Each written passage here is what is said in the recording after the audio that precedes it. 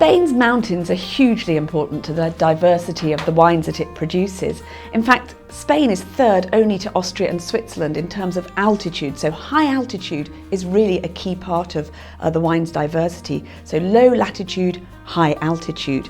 But whereas in most European countries the mountains are on the borders, in Spain most of them, apart from the Pyrenees, are inland. And what this gives rise to is a huge varied landscape with lots of rather landlocked areas, different microclimates, different cultures. It gives rise to the diversity, the fact that the mountains are all over the country and inside it. Catalonia, for example, is very hilly and it gives rise to the appellations of Montsant or Penedès. It's an example of how the hills create the appellations.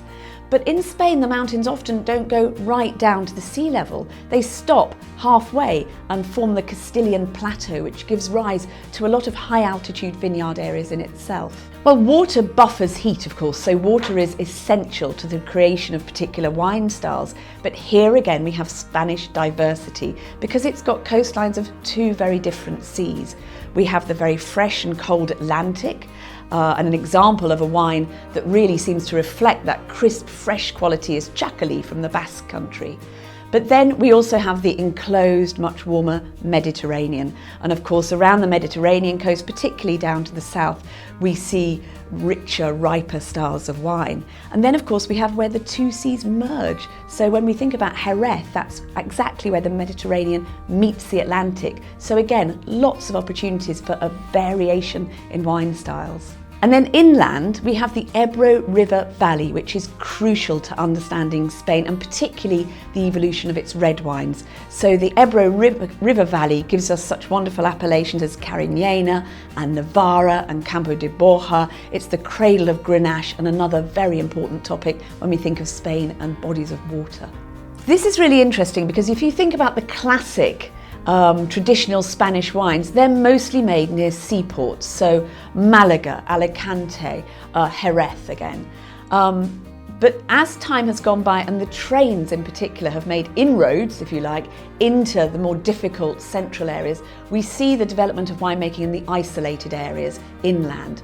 And so this has given rise to really what's developed over more recent, in the long term, appellations and wine styles inland. But to start with, the seaports really ruled the seas and the wine trade.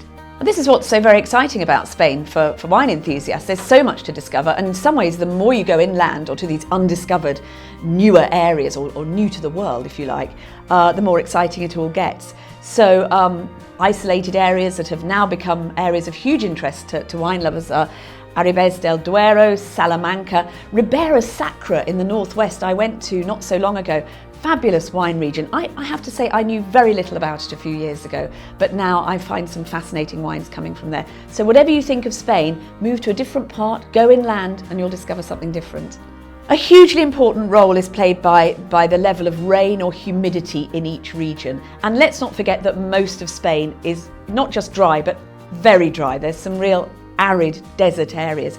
But don't think about it just like that, because equally, and again it comes back to the diversity, there are areas that have quite a lot of rain and mist. I mean, let's take Rías Baixas to the northwest of Spain, far-flung Galicia out into the Atlantic Ocean.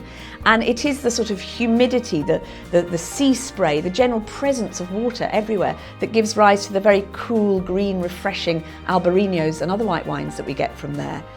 Go down further, much further to the south and the east, and you'll find a region like Jumilla and bush vines clinging on to any moisture they can find, really basically growing in desert-like conditions. So again, a vast spectrum.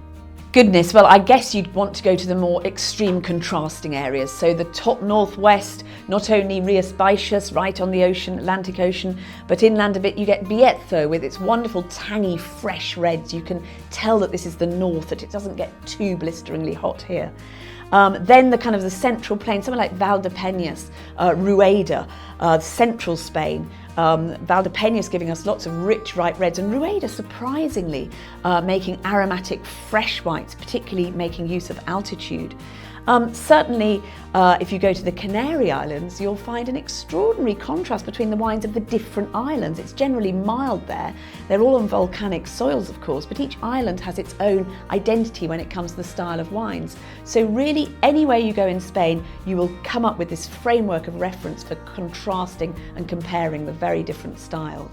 Well, a lot of people associate Spain with the Mediterranean climate. They think of it from their holidays, and immediately you think of that area of the Costas and the Balearic Islands. But there are contrasts within that Mediterranean coastline and the islands in terms of styles of wine.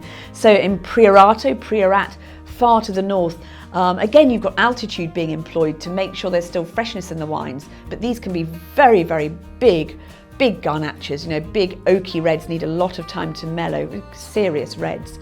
And then as you come down the coast, you might come to further down to Valencia and the Bobal grape, and then to Yecla, where they make more sturdy reds again.